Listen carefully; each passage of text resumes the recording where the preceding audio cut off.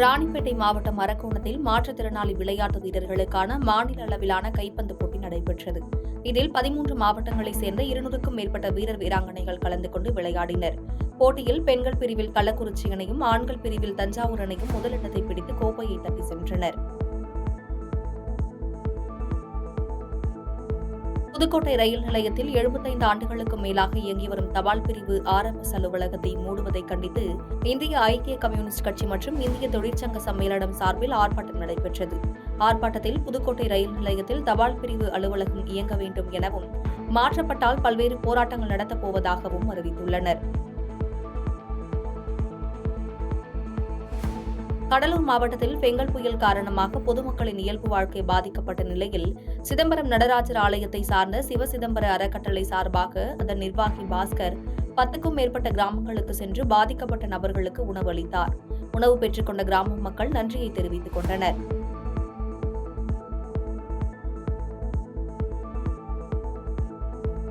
காரைக்காலில் மாவட்ட அளவிலான அறிவியல் கண்காட்சியினை புதுச்சேரி குடிமைப்பொருள் வழங்கல் துறை அமைச்சர் திருமுருகன் துவக்கி வைத்தார்.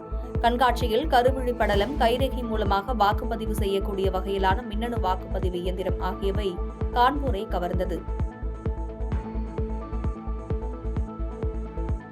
திண்டுக்கல் மாவட்டம் பழனியில் வழிப்பறிக்கொலை மற்றும் கஞ்சா விற்பனையில் ஈடுபட்டு வந்த பிரபல ரவுடிகள் 5 பேர் கைது செய்யப்பட்டுள்ளனர். இவர்களிடமிருந்து 1/2 கிலோ கஞ்சாவை பறிமுதல் செய்த போலீசார் தொடர்ந்து விசாரித்து வருகின்றனர். நாமக்கல் மாவட்டம் ராசிபுரம் அடுத்த மலைக்காடு பகுதியில் பழனிவேல் என்பவருக்கு சொந்தமான 70 அடி ஆழ கிணற்றில் குள்ளநரி விழுந்துள்ளது. இதனை தீயணைப்புத் துறையினர் பத்திரமாக மீட்டனர்.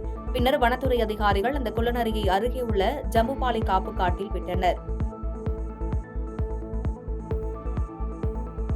திருவள்ளூர் மாவட்டம் பழவேற்காடு அருகே கருங்காலி பழைய முகத்வாரம் பகுதியில் பெஞ்சல் புயல் காரணமாக கடல் சீற்றம் ஏற்பட்டு சாலை முழுவதும் மணல் திட்டுகளாக மாறியது.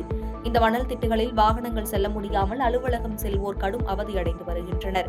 இதனால் போர்க்கால அடிப்படையில் சாலையில் குவிந்துள்ள மணல் திட்டுகளை அப்புறப்படுத்தி வாகன போக்குவரத்திற்கு வழி ஏற்படுத்தி தர வேண்டும் எனவும், நிரந்தர தீர்வாக உயர்மட்ட மேம்பாலம் கட்டித்தர வேண்டும் எனவும் மக்கள் கோரிக்கை விடுத்துள்ளனர். தருமபுரி மாவட்டம் பொம்மிடி பகுதியைச் சேர்ந்த சுதர்சன சுவாமி விஜயகுமார், முருகன், கேசவன், திருமல்லேஸ்வரன் ஆகியோர் தருமபுரியிலிருந்து சங்ககிரிக்கு சொந்த வேலையாக சென்று மீண்டும் தருமபுரி நோக்கி சென்றபோது கோவை சேலம் தேசிய நெடுஞ்சாலையில் முன்னால் சென்று கொண்டிருந்த லாரி திரும்பியபோது கார் கட்டுப்பாட்டை இழந்து லாரியின் பின்பகுதியில் மோதி விபத்துக்குள்ளானது. இந்த விபத்தில் காரின் முன்பகுதி முற்றிலும் சேதமடைந்தது. அதில் காரை ஓட்டி சென்ற சுதர்சன சுவாமி உட்பட 5 பேரும் காயமடைந்தனர். இந்த விபத்து குறித்து சங்ககிரி போலீசார் வழக்கு பதிந்து விசாரித்து வருகின்றனர்.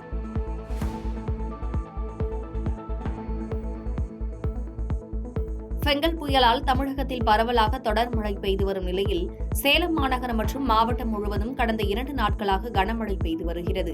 இந்த நிலையில் சேலம் மத்திய பேருந்து நிலையத்தில் மழைநீரால் சூழ்ந்து பேருந்துகள் நீரில் மூழ்கியபடியே செல்லும் அவல நிலை ஏற்பட்டுள்ளது. இதனால் பொதுமக்கள் அவதியடைந்துள்ளனர்.